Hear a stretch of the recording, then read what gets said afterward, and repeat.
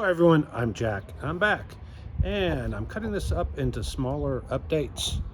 Up to you. Let me know, do you like the smaller updates or do you want me to wait and do bigger ones? But this allows me to put them out as reels or shorts as opposed to only doing longer form videos. So if you've kept up, I went ahead and I've got this area roughed in. It's in place. I trimmed this bulges out, so I'm going to have to flatten it, but I didn't want to flatten it because then as soon as I flatten that, it's going to start moving stuff around. So I'm relying on everything to be in place. This area is obviously bonded in place. This is the area I just bonded in place.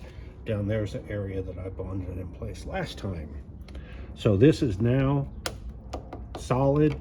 It's not cured, but it is solid. I had the tape behind it. I did make a mistake. I used this tape. There is another tape that has a gummy back that's, a 32nd of an inch thick. It would have been way better. It's very sticky. It's very difficult to remove. And that's one of the reasons I didn't use it.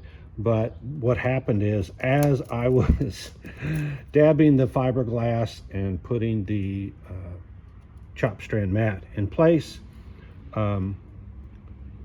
the tape let loose. So then I had to re-tape it, add more tape to reinforce it. It was not desirable, we'll just put it that way. It worked, but I have this huge trough here, and my idea was not to have that huge trough there. Now, it may work out because I may be able to take advantage of that, but that was not my intention. So just a little heads up there. The other thing, and I didn't think of this until after it'd been down for a while, is to use heat to speed this up. So when I first came to this, it'd been an hour. Touch it, it was still wet. I pulled my finger up and it was wet. Grabbed my heat gun, put it on there, boom, immediately it turned from wet to tacky, but it didn't come on my finger. And then I did it again, and now you can see it's not only tacky, but it's solid enough that I could probably risk taking some of these clamps off. All right, now while I was waiting, I went ahead and did the front of it. Not the order I wanted to do things in, but I've realized that, hey, I'm the only one that can do this stuff, so just do it whether I want to do it or not. So what I did was I used my grinder. It's got 36 grit paper on it, ground all this down, and then got a piece of chop strand mat, stuck it underneath in between these two pieces, soaked it with resin, put it down, added more screws. I only had like 4 here. And then what I did was, as I screwed it down, I could see the resin oozing out. So when I saw the resin ooze out, I knew that the surface was down. If I didn't see the resin ooze out, and it also changes color. The good thing about these fiberglass is it's translucent, so I did that. Obviously not perfect, don't care. Just need to get these two things glued together, adhered together, to be one piece now. Ideally, I might have put another layer of CSM on top. The reason I didn't is because if you do that, then you'll have a hard time getting these screws out. You can catch the resin while it's still green, or the fiberglass while it's still green, soft enough to cut with a razor blade, but you've got to watch that you catch it at the right time. I didn't want to mess with that, so I just went ahead and said, you know what, I'll do this. Once it's cured enough that I can remove the screws, I'll remove the screws.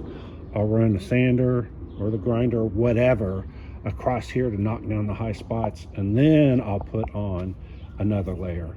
My concern is if I put on another layer, it's going to add thickness to it, and then I've got to worry about having a hump here and all of that. So ideally, what I'd love is I can just go ahead and sand the top of this. It won't require a layer on top, and then I can just use some body filler, skim coat of body filler, and smooth everything out. We'll see. I actually think that will work. All right, so come over here. You can see this is what that looked like before I did it. I purposely left, what am I trying to say? Mat here to extend this, and the intent was exactly that. Oh, well, if I leave this, then when I go to join it to the other piece, I can just put some resin underneath here and glue the two together. The issue is that I painted it. So it's going to be very difficult for the resin to go in and saturate this. Now, luckily this came in 2 layers, so I can pull up the top layer, and then this one doesn't have the paint on it, and it could do it. But the other thing is I need to rough up the surface that's underneath this. So this surface needs to be roughed up. What I did with that one, I took all the screws out. Actually, not all of them. I took some of the screws out, lifted this up, stuck my grinder underneath there. Here it is right there. So it's a relatively thin disc. I can slide in between there. I just used this right here, put it there, lifted it up. I think I did it that way. That's enough to allow that to slide underneath there, and I can rough up the whole thing. Is I just need to rough up the surface. It's going to be covered, so it doesn't matter what it looks like. I just need to rough it up enough so that the fiberglass will stick. So the idea is same thing I did there. Stick a piece of the chopped strand mat underneath there, put fiberglass resin on the bottom side, on the top side, cram that in there. The thing is, when I cram it in there, I've got to make sure it doesn't fold on itself, because then it'll be twice as thick, and I only want a single layer of thickness in between here. The other thing is, you can see right there where that screw, I had to steal the screw, I ran out of screws, but that needs to be pulled down before that happens. So this will be my next thing while I'm waiting on the other things to cure. Otherwise, I'd be going back to that corner over there and rushing that. So by making myself work on this right now, that'll give me another hour or so while I do this, and that'll allow that to cure for another hour.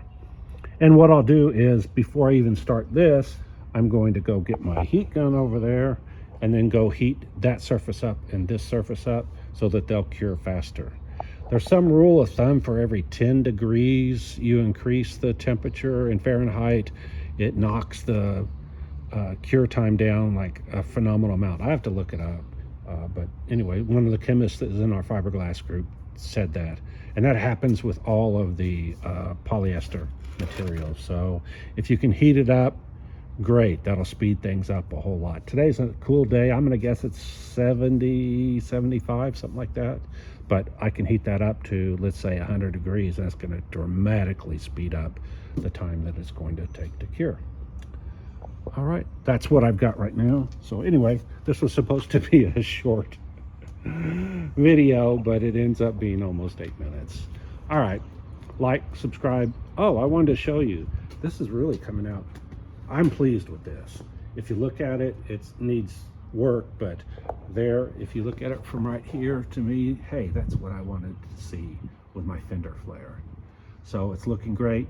Now I just need to extend this past there and keep on going back, get it to blend in and fix all of these other things that need to be fixed, but it's a little bit at a time.